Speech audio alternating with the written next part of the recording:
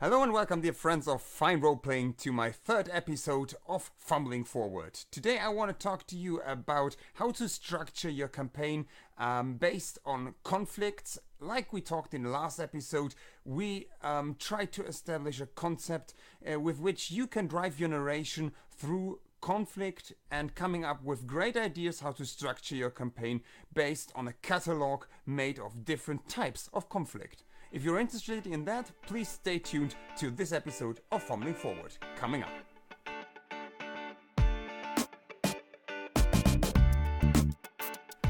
So welcome back. This is actually the fourth episode of Fumbling Forward, but by the time I will upload this video, you won't even notice because the actually third episode is gone. That was because I overdid it a bit in my first draft of this third episode.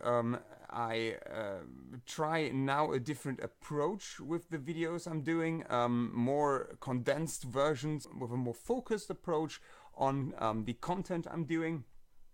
And so I structured this one a little bit more than the last episodes I did.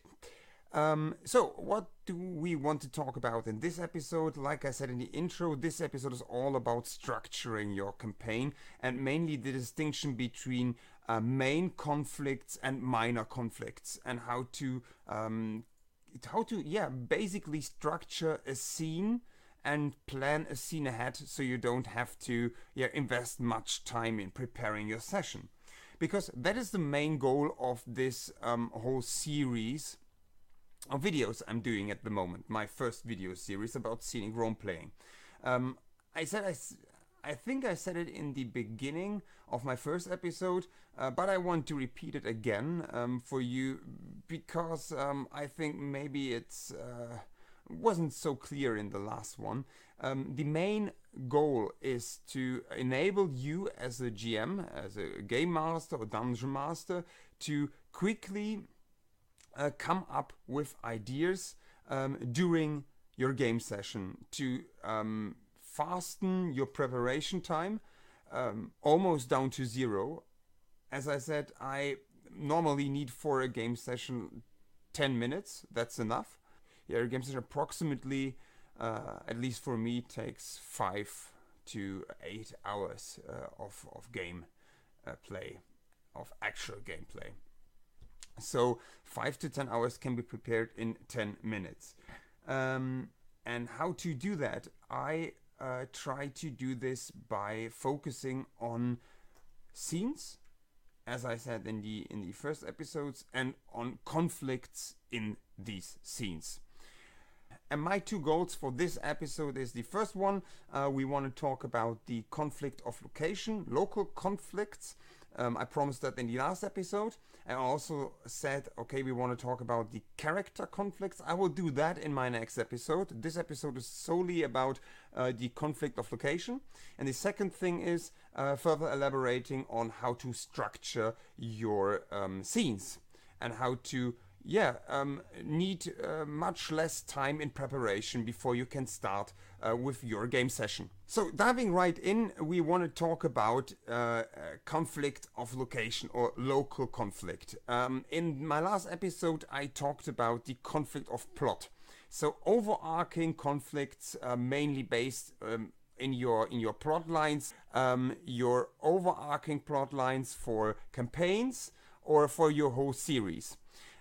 Today we want to talk about the local conflicts, and we are doing that to further enrich our catalog we talked about, because the main idea is during gameplay, if you prepare not as much as maybe some other GMs are doing, you need a good catalog to come up with several ideas on how to react to characters' spontaneous actions very, very quickly, because you don't have much time. If a character decides to do something you didn't anticipate and you didn't plan ahead, you need to be quickly on your feet. And for that, I'm trying to establish some kind of catalog for you. It worked For me, it works very well. And one of these things, as I said, could be your plot and your overarching plot, your main goal you want to achieve doing your narrative sections, episode, campaigns, and series. And another thing can be your location. So basically, in ancient times, this concept started with Aristotle in his theatric Poetics.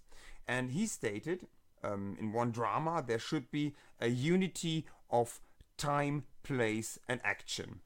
Well, that was very true for Aristotle's times, because theater in those times were quite different to theater today. But some of those ideas, the unity of time, place, and action, still applies to role-playing games and films, video games today. Unity of time and place. Let's take action out of the equation for a moment. Unity of time and place basically means that the whole narration should take place on one time stream. There shouldn't be too many time lapses, basically none, and in one location. This is, in my opinion, not a very good idea for role-playing games, since we want to visit different locations during our campaign and even during one evening. But for one scene, this is a very applicable idea. It's sometimes hard to distinguish where one scene ends and another one begins. The easiest way to do that is to think about scenes as locations and time periods. So one scene should normally take place in a very narrow time set and in mostly one location and maybe the surrounding area. This is not always true, and you will break this rule regularly. But basically, that's the main idea. So whenever you change a location or whenever you have a time lapse, a major time lapse, a new scene begins. That's the basic idea behind that.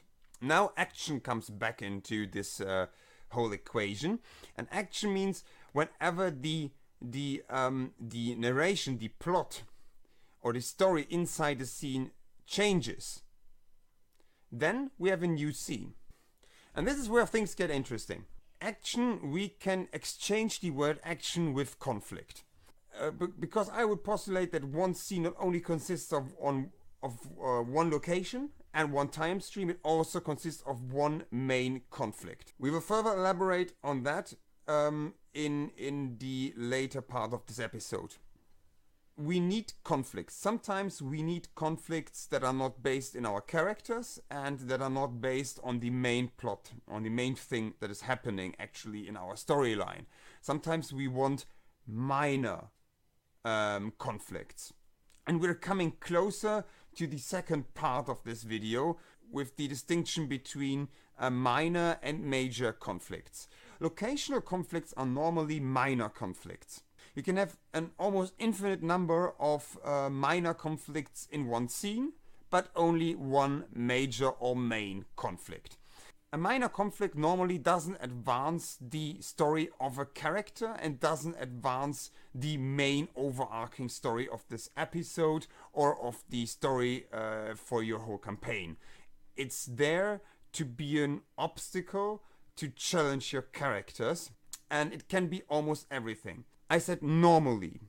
Of course, there are some types of episodes or gameplay sessions where the environment, where this location is the main conflict. For example, your characters are imprisoned in some kind of dungeon. Or last episode, your characters fell into a canyon and one of them got hurt. And now your whole game evening or your whole episode is about getting out of this prison, getting out of this canyon, getting out of the woods. Can be anything. Local conflicts can be the main conflict, but in most cases there shouldn't be. So if you look at all the episodes in your campaign, Normally, you should have 2 or 3 episodes that are concerned with the local conflicts as main conflicts for this episode. Normally, local conflicts are minor conflicts. So, while you can have an infinite number of minor conflicts, you can only have one major conflict in your scene. And that's because the major conflict in your scene is the topic of your certain scene.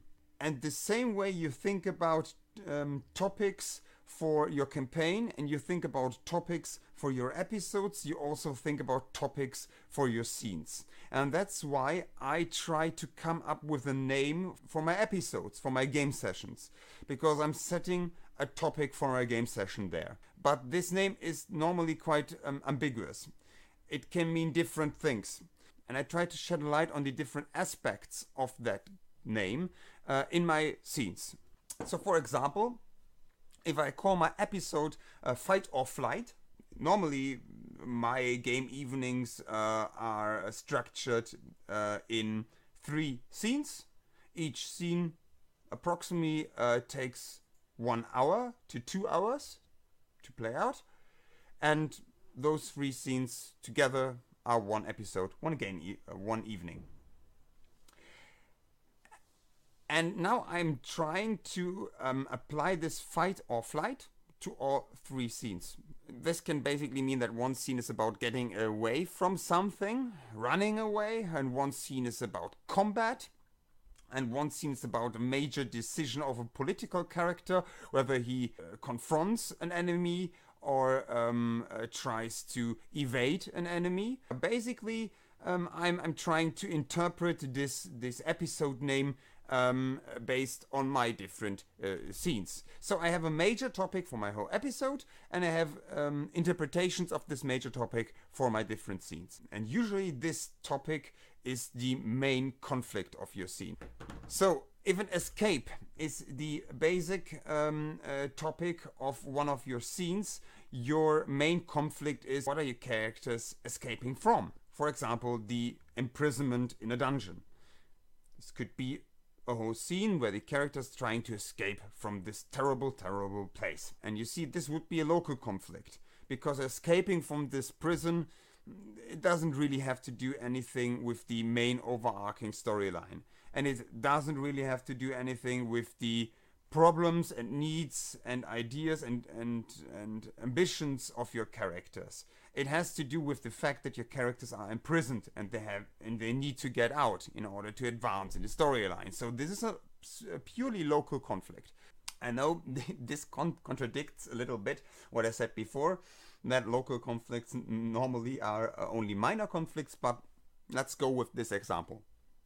So your main conflict should be that your characters have to get out of this this prison. That's what I'm writing down when I start the evening. I think about, okay, one of the scenes is gonna take place in a prison, and the characters have to get out of there. So that's my conflict. How they're gonna do that is up to them, but that's the main conflict in this scene. As I said, another scene could be maybe one of your characters is a political character, and he has to make later on in the storyline, once they escape the prison, they are confronted with a very interesting decision which this character has to make. And this decision is about whether his country is going to war with another country, or whether it's evading the provocation from another country. And so basically escaping a new wartime. This conflict could take place during a meeting between the 2 major rulers of the country. One is your character and the other one is an NPC. And so your main conflict would take place during a meeting, during a political meeting, a debate, where both of them have their pro and cons, and at the end your character decides what he want to do. So the main conflict in that scene is the decision of your character and this interview they both have. So I think now it's quite clear what the major conflict can be with both those examples. Now we are talking about the minor conflicts. Why do you need minor conflicts? The main reason for minor conflicts are obscuring your narration. Think about it. if every scene is basically taking place in one location, as we said, maybe an escape or flight from a monster can take in several different locations. For example, the characters start out in the woods. They're meeting some kind of monster. The monster is chasing them through the woods, over the farms, into the streets of the next township they're encountering. Then we have 3 different locations, but it's basically one scene because one action, the escape from this monster, holds this whole scene together. It's the same escape. And whether you take the action, the escape from this beast, or the location, it's in the woods, it's on the fields where the farmers and everything is going about their daily business, or the streets of the city, if you take the location, or if you take the time. Well, in this example there are no time lapses, but if there would be some time lapses, maybe you're skipping ahead and saying, okay, once your characters leave the woods, it's 3 or 4 hours later, your characters were running, and then you encounter a street. There is a time lapse. It's 4 or 3 hours until they reach the next city. You're just lapsing. In this case, there would be a time lapse. So we have 3 different aspects of this given scene where we could say, okay, here's a cut, or this holds everything together. I tend to say, if the location is extremely important for this scene to work, then a change of location is basically a change into a new scene. So in our example, the monster that they encounter in the woods and that is chasing them, the woods are not the very important thing. The monster and the chase and the escape from the monster and flight, that's the important thing. The woods or the fields or the city, that's not the main important thing there. So the change of scenery doesn't change the scene. Also the time. If the emotional state of your characters and the mood of the scene changes drastically because you skip time in your scene, then it's probably a change in the beginning of a new scene. But if the main topic of your scene is the same, despite you skipping ahead, then I would say it's basically the same scene. So normally action is the most important aspect when thinking about if a scene is changing or not. In this case, the scene doesn't change because the chase is going on in these different locations, and that's the most important part. But you not always want to structure your scenes with, okay, the characters arrive at the location and there they meet the main conflict, and then the main conflict is somehow resolved, and then going on to the next scene. You want to obscure your narration. That's basically why you have minor conflicts. Your players won't notice if the NPC that is approaching them in the woods is basically a minor conflict, because he's just a ranger that is part of the scenery and you want to give them some atmospheric flavor input, or if this ranger maybe is the main conflict or one of the drivers of the main conflict. Your players won't notice if the bear, the giant brown bear or grizzly they're encountering in the woods, if that's the main conflict of the scene, or if it's rather just a minor conflict. So your characters are staying on their toes with every conflict you're presenting them. If each and every conflict your characters get inside a scene would be the main and major conflict, it would be kind of boring. Your characters, your players would easily understand the narration. Maybe your characters even will lose their suspension of disbelief. Because the structure would be that obvious, and we all know it in movies. When we sit in movies and we're watching new films and we see somewhere, I know this plot from somewhere, this story is so similar to one other movie I watched last night, and snap, you're out of it. You're out of this immersion state, you're out of your suspension of disbelief, you're noticing this is all a film. And if your adventure is starting to feel like it's too structured, and every conflict is like in a computer game, it's a major conflict and it's totally important that your characters somehow resolve this conflict, it feels kind of dull. So minor conflicts have two purposes. The first purpose is to give your story and narration some flavor, to give your characters the option, and your players the option to get a feel for the location. So if they're inside the woods, it could maybe be the local fauna that's a problem, or the local flora that's a problem. Or it could be like, okay, it's cold, or they're starving, they need to get some food, or there's a storm rising, like we had in our second episode. We had this example about the storm coming up and they need to seek shelter.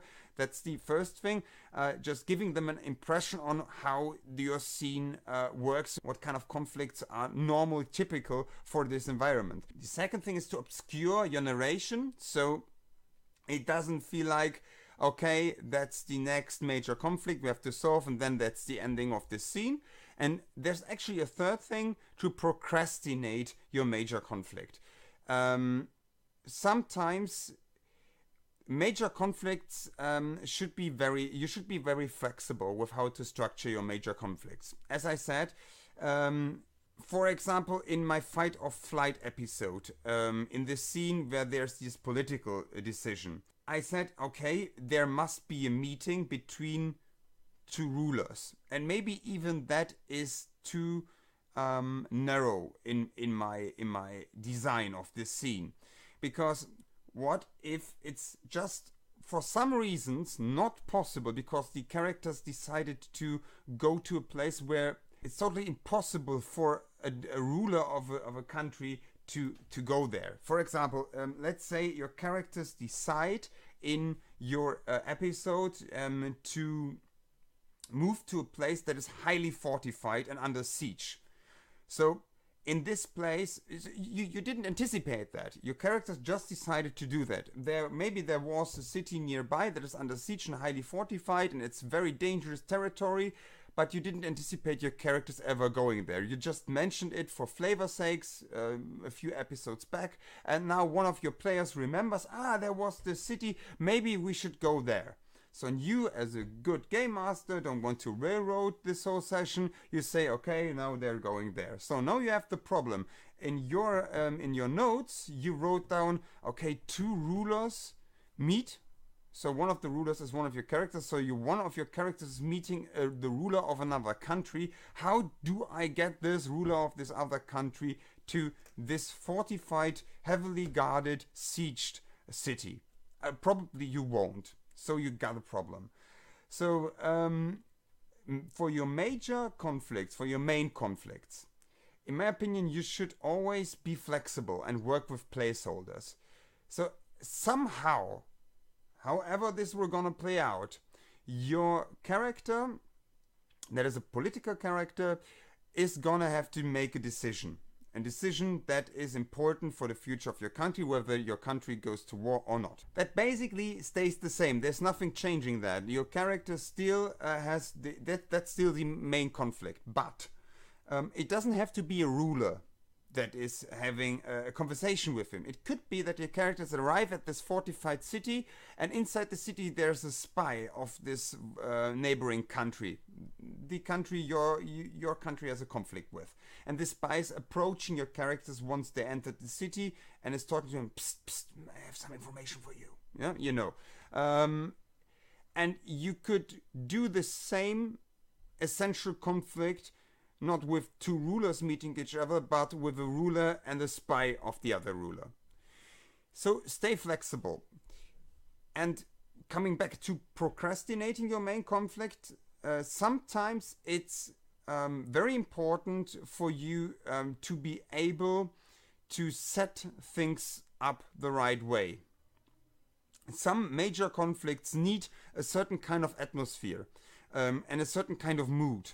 And sometimes your scenes begin with a totally different kind of mood. This is especially true if you didn't remember how your last game session finished. This sometimes happening to me, where I finish a game session and at the start of the next game session I don't remember everything. Especially if there were some weeks in between your game sessions. then you may, as a GM, don't remember exactly how things played out last time, and your players, normally one of my players is giving us previously on, and he is just recapping the last episode, and then I remember, okay, there were some things I don't remember right now. And you maybe then encounter a problem. You prepared everything. You said, okay, I have a very easy conflicts with placeholders. The only thing I need is that my characters are desperate. And actually, when at the start of your game session you hear, oh well, everything played out pretty easy last time, and yeah, you didn't remember that. You thought your characters were still in peril at the end of your last session, and you didn't remember that everything played out very good. So now your characters are fine, and there's nothing you can do about that. Your next starting scene will start out with your characters feeling pretty good about them, because they managed to get out of the danger you presented them last episode. So now you need something to set up the mood that is very important for you to get your conflict starting. And to do that, I use minor conflicts. And minor conflicts are pretty awesome for that, because they drive your story forward. It's not like you're telling your players, okay, well, you are in the woods, what do you want to do? Sometimes, if there's a great range of options of things to do, like in a city, my characters are totally fine with having the option to do whatever they want. It's the sandbox principle. But in scenarios where there's not much to do for your characters, normally they depend on you giving them some input, normally a conflict. And for that, minor conflicts are perfect. Minor conflicts drive the story forward. Your characters have something to do. Maybe they have to run from a bear, from a grizzly, to fight a grizzly. Maybe they're meeting some strange hermit or sage inside the woods who's telling them about their future. It could be all those things. And meeting the sage isn't essentially a conflict, but it's a point of interest inside the scene. And we will talk about point of interest in a later video. But let's stay with conflicts. So you're putting in those conflicts inside your scene. Those minor conflicts, which normally are quite fast to handle for your characters. They take up about 20 minutes of your time max. Should take about 20 minutes of your time max. So the strategic part of putting minor conflicts in a scene is to set up the scene, for example, to set the mood for a scene in the right direction, so your main conflict will work later on. Some well-intentioned advice, though. It happens quite a lot to me that you put many minor conflicts inside a scene and forgetting about your major conflict, the main topic of your scene. And so a scene can drag on and on and on and on. And your characters are feeling fine and they're having fun, but you won't get this scene to end, because normally you want your whole evening at some point reaching your main topic of your evening, your main topic of your episode. You want to bring across a certain message for your story, for the story progression in this episode. And if you're spending too much time with minor conflicts, you can sometimes lose sight of this main topic. That being said, minor conflicts are a very great way to let your game world feel alive and to really express a feeling and an atmosphere of your game world. So use minor conflicts as much as you like, but never lose sight of your main conflict. And sometimes it's totally fine to start a scene with a major conflict. Plan your scenes ahead. Think about how long will my conflict approximately take. If there's a flight situation where in your scene this chase by this monster is probably taking place over several different locations, you will probably see this major conflict as a framework for this scene. And during this chase, there can be several minor conflicts happening. Yeah, we said in the beginning of this episode, we had the example of the canyon where some of the characters fall into a canyon and breaking their leg, for example. And now they're injured and easy prey for the monster chasing you. Yeah, there were some time lapses, and now the characters are maybe a couple of hours ahead of this beast, and then the accident happens and one of your characters falls into the canyon and his leg is broken. What to do now? That's a minor conflict that has something to do with the major conflict, but isn't really part of it. So yeah, you can structure your scene in this way, and if you want to do that, you obviously have to introduce the monster that is chasing your characters right off the bat, or as soon as possible in your scene, because if you spend too much time with minor conflicts, you basically don't have a lot of time to really elaborate on your main conflict of the scene, because at some point you want to change the scene for the next topic you have to handle during your episode. The things you can take away from this episode is when you sit down and prepare your evening, think about a major topic, for example, the name of the episode for this evening. That's the major topic for your whole episode. Think about how to break down this major topic for your episode into different scenes and how these scenes interpret the major topic of your episode. Think about how long your scenes will approximately be. If there's the need for you to procrastinate your main conflict in those scenes because you need a special mood and that's probably not there at the beginning of the scene.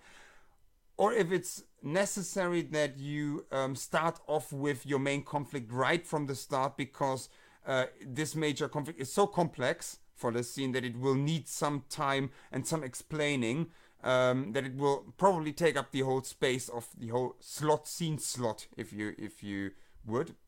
And if you need to do some more world building for your characters, so if the place where your characters arrive needs a little bit more atmosphere, use minor conflicts to build up this atmosphere, to really get your characters into this immersive state. Right at the beginning of a game session, normally in the head of your players there are so many things remaining from the week where they worked, where they maybe had trouble with their partners or with their children. You have to pick your players up where they are at the start of your session. So starting with minor conflicts, give your players the opportunity to play around a bit at the beginning of your game session, to slowly get into this immersive state. Starting off with your main conflict has the potential to spoil your main conflict for them, because the perfect scenario is that all your players are highly immersed in your game world once the major conflict in the scene is taking place. So everybody is really feeling this intense thrill you want to establish with your conflict, and it's really into what is happening. So to get your players into this immersive state, minor conflicts can really help out with that. So thank you so much for watching this episode. Hopefully this more structured approach to the content I want to convey to you, hopefully you liked that. I don't know if you did. If you did, please let me know in the comment section below. I would really appreciate you giving me the thumbs up, or even subscribing to my channel or ringing the bell. You know, there's a small bell down here, and it means that every time I put up some new content, you will be notified about that. So you won't miss any of my future episodes, and yeah, probably you won't miss if I load something up this channel that is basically crap and I have to redo it like this time. So yeah, if you want to, if you liked all this and this new format, please let me know. I would really appreciate that. And next time we'll talk about characters and the basic needs of characters and how you can come up with great conflicts based on your character's background. Hi guys, thank you so much for watching and welcome to my end screen. On this side, I don't know if the left or right side, probably it's mirrored, I don't know. You will find one of the channels I would highly recommend to you, and it's Cassitive. And Cassitive is also a lore hunter. who is specialized in all From Software games, not only Dark Souls and Bloodborne, but also have a very, very awesome playthrough of Kuon, a PlayStation 2 horror survival game from Software. And I would really appreciate you checking out her awesome channel and giving a hi from me. So if you want to check out my other videos too, please consider clicking on one of those videos here below. And in this corner here, you can like my channel and subscribe to it. So also please consider subscribing to my channel if you enjoyed watching this episode of Fumbling Forward. Until next time, and have a great day, my dear friends. Bye bye.